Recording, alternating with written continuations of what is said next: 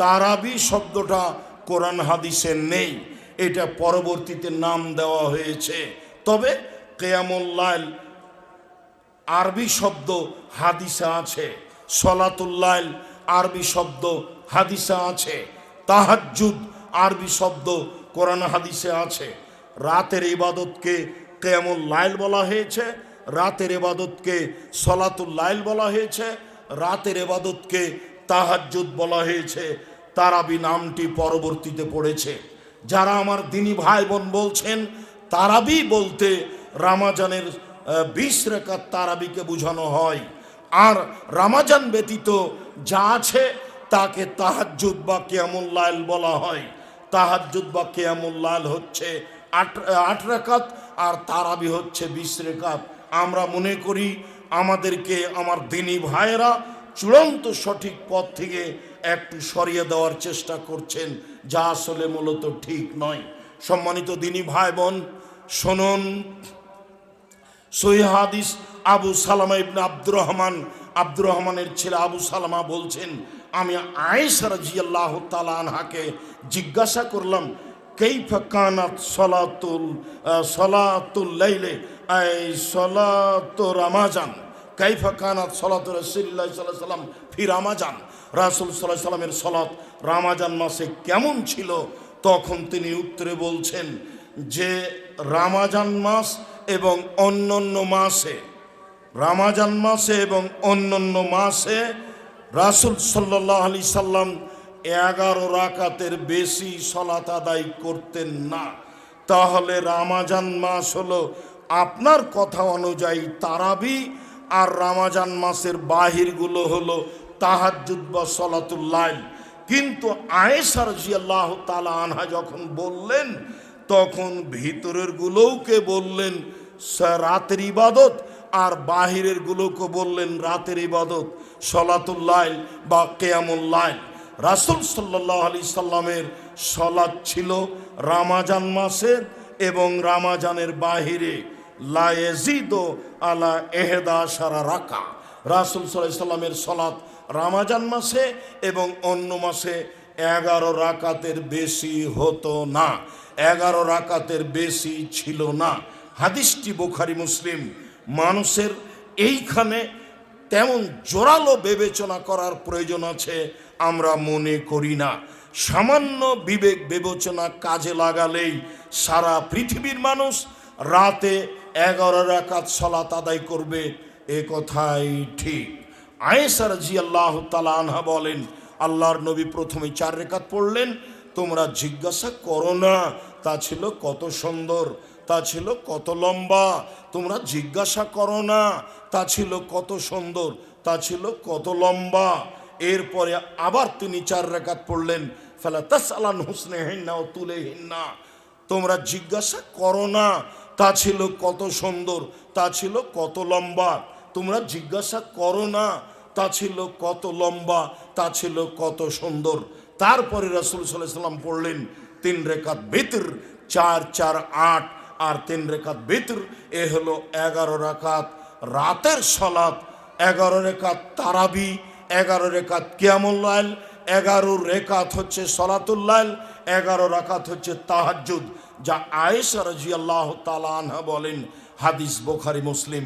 সম্মানিত দিনী ভাই বোন, আল্লাহকে সন্তুষ্ট করার আশায় রাসূল সাল্লাল্লাহু আলাইহি সাল্লামের সুন্নাত পালন করো তো আমরা দেশ বিদেশের সারা পৃথিবীর সকল দিনী ভাই বোনকে সলাতুল লাইল, কিয়ামুল লাইল, তাহাজ্জুদ, তারাবি 11 রাকাত পড়ার জন্য অনুরোধ জানাচ্ছি। বিতির কমে 1 রাকাত পড়তে পারেন, বিতির বেশি করে 5 রাকাত পড়তে পারেন, 1 রাকাত একটানা, 3 রাকাত একটানা, 5 রাকাত একটানা, সব সহিহ হাদিস। সম্মানিত দিনী ভাই বোন, আমি আপনাদেরকে রমজান মাসকে যথাযথভাবে মূল্যায়ন করার জন্য অনুরোধ জানাচ্ছি। রমজান মাসে রাসূল সাল্লাল্লাহু আলাইহি সাল্লাম ছিলেন পূর্ব দিকের বাতাসের চেয়ে বেশি দানশীল। পূর্ব দিক থেকে বাতাস প্রবাহিত হলে সব কিছু উপকৃত হয়, পশু প্রাণী তাজা হয়ে যায়, ঘাস পাতা তাজা হয়ে যায়।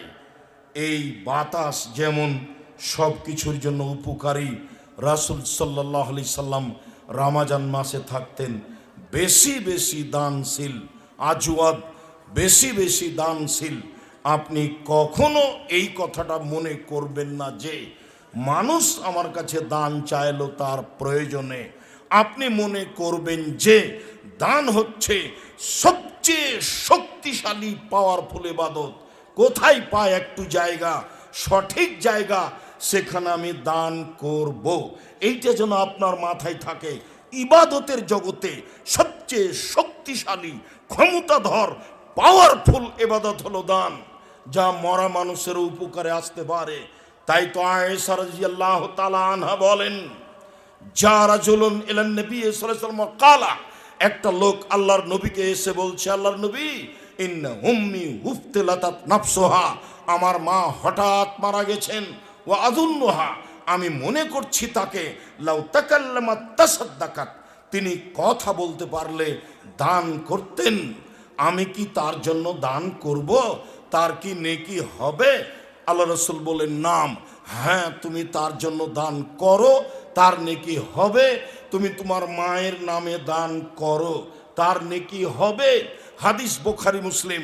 তুমি তোমার দাদা দাদি, মা, খালা, ফুফু, তার নামে দান করো, তাদের নেকি হবে। এই তো বুখারী মুসলিমের হাদিস। আরেকটা পেশ করি, সেটাতে বোঝা যাবে যে কবরের শাস্তি মিটে যাবে, পাপ যা আছে সব মিটে যাবে। আবু হুরায়রা রাদিয়াল্লাহু তাআলা আনহু বলেন, কালা রাজুলুন লিন নবী সাল্লাল্লাহু আলাইহি সাল্লাম, একটা লোক আল্লাহর নবীকে বলল, আল্লাহর নবী, ইন্না আবি মাতা, আমার পিতা মারা গেছেন, ওয়া তারাকা মালান, অনেক সম্পদ ছেড়ে গেছেন, ওয়ালাম ইউসি, তিনি কোনো উপদেশ, তিনি কোনো ওসিয়ত করে যাননি। ফাহাল ইউকাফিরু আনহু আন আতাসাদ্দাকা আনহু, আমি তার নামে দান করলে তার পাপ মিটে যাবে কি? আমি তার নামে দান করলে তার পাপ মুছে যাবে কি? আমি আমার বাপের নামে দান করলে তার পাপ মুছে যাবে কি?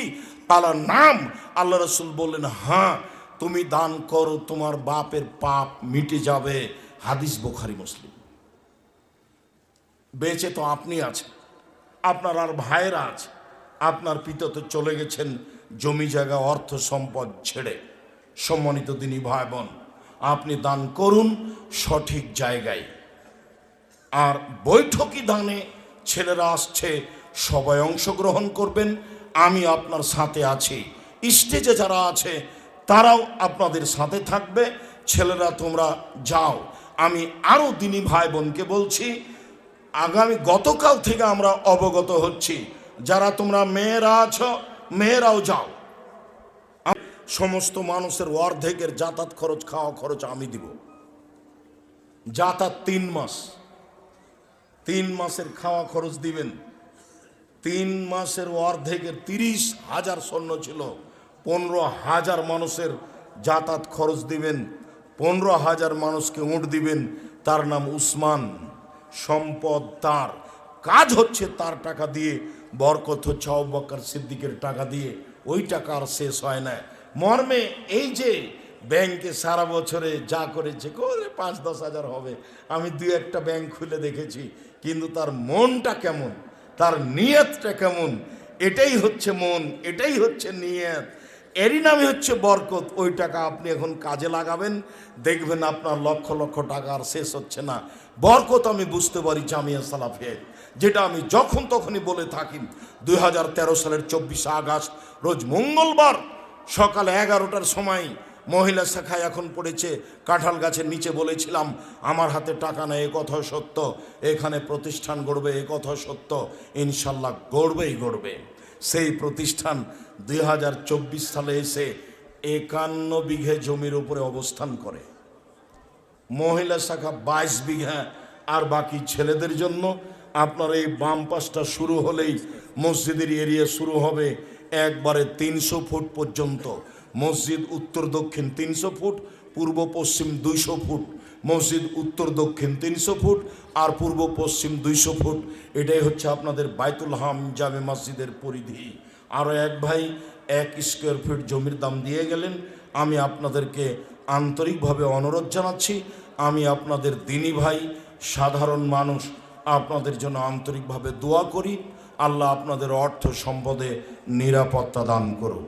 আল্লাহ আপনাদের অর্থ সম্পদে বরকত দান করুক। আল্লাহ আপনাদের ব্যবসা বাণিজ্যে নিরাপত্তা দান করুক, আপনাদের ব্যবসা বাণিজ্যে বরকত দান করুক। কোনো সময় মনটা খাটো করে থাকবেন না। আরও এক ভাই 5,000 টাকা দিলেন, তাহলে আপনি কি মনে করছেন আব্দুর রাজ্জাক সাহেব বলতে থাকবেন আর আমরা ধীরে ধীরে নরম হব? এটা কেমন হয়? বাস মনটা বড় করেন, শয়তান আপনাকে ঠকিয়ে দিয়েছে। যদি আপনি সামান্য 5,000 টাকা না লিখাতে পারেন, তাহলে মনে করতে হবে যে শয়তান আপনাকে ঠকিয়ে দিয়েছে। শয়তান এবার জয়ী হবে আর খুশিতে ঘুরে বেড়াবে, আর আপনি মনে করবেন যে আমি মনে হয় ভালো, কিন্তু শয়তান বলছে আমি ভালো।